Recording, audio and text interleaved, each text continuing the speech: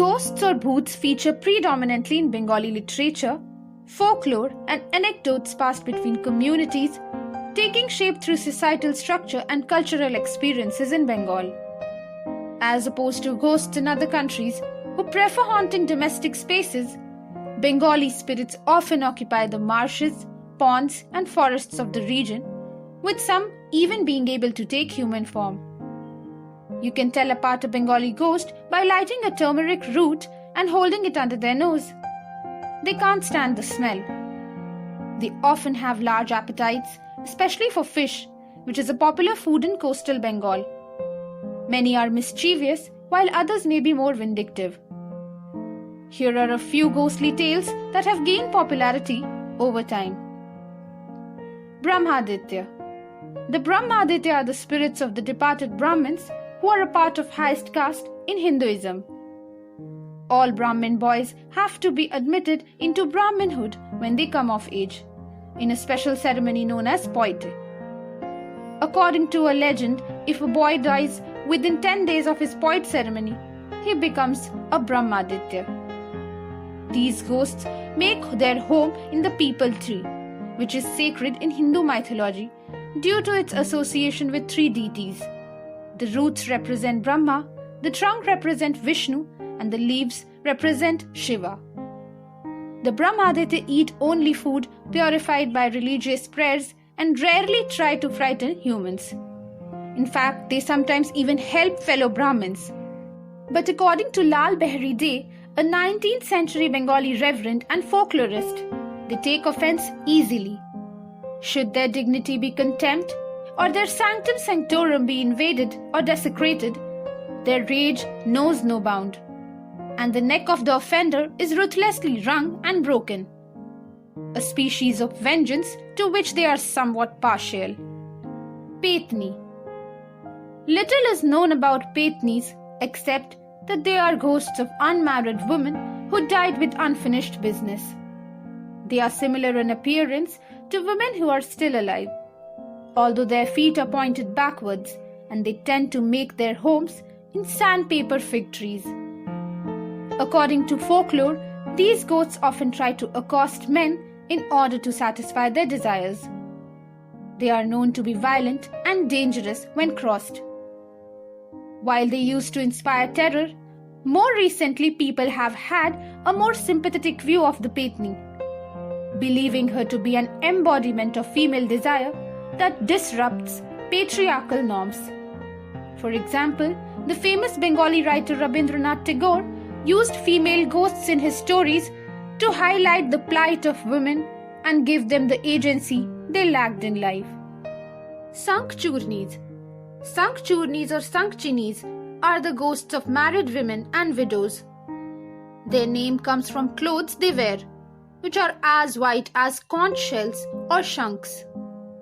The Sankchurnis are less violent than the Pethni, but are quick to take offense. They like to possess married women so they can relive their own married days once again. In one popular folk tale, a woman accidentally brushes against a Sankchurni. This makes her angry, so the ghost imprisons the woman in the tree. She then takes the form of the woman and enters her house, where the husband and mother-in-law are impressed with her increased efficiency. However, differences quickly become apparent. The Sankchurni extends her arms several meters to reach the food, and instead of using fuel to cook, she thrusts her foot in the fire.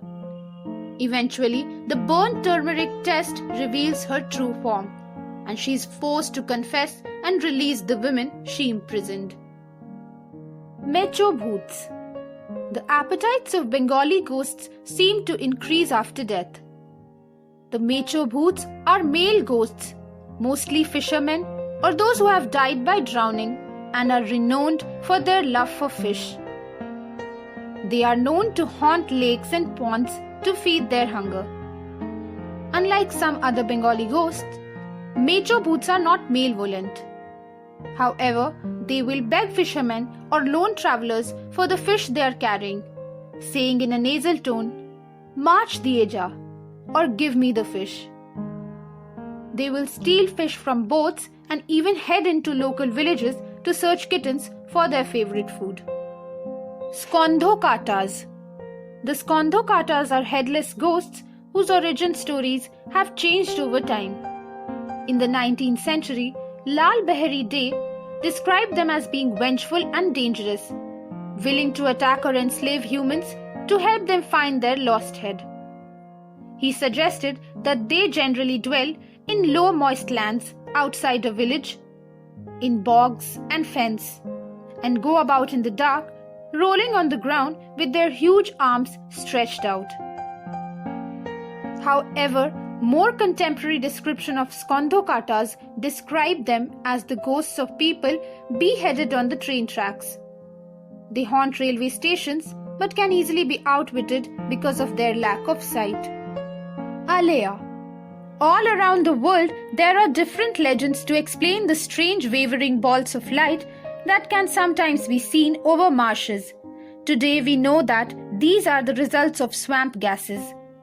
In Bengali folklore, these illuminated orbs are known as Aliyah, the souls of dead fishermen.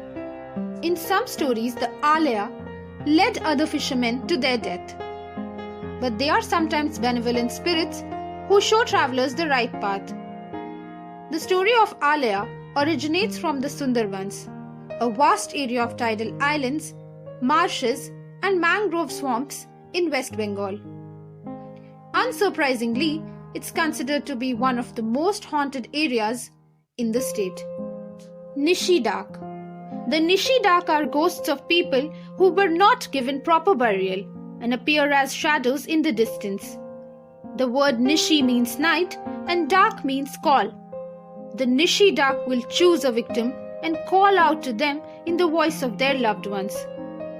They will use these calls to lure their victim into a secluded area before revealing themselves and killing their victim. However, it is possible to distinguish between the call of the Nishidak and the voice of a loved one.